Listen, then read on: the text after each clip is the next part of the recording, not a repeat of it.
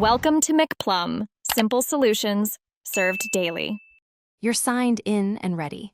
Open Visio from the Microsoft 365 app launcher.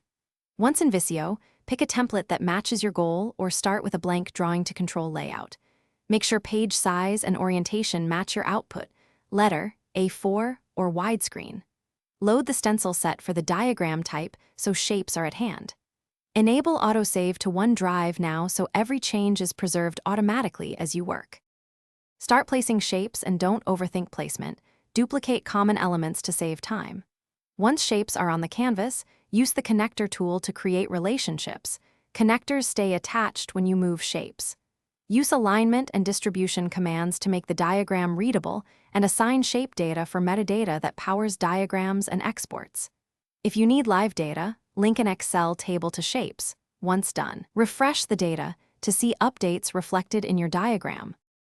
Finalize by reviewing layout, labels, and accessibility tags so others can understand the flow. Export a PDF or PNG for distribution, or share a OneDrive link with edit or view permissions. Make sure collaborators have the right license. Use version history to restore prior states if needed.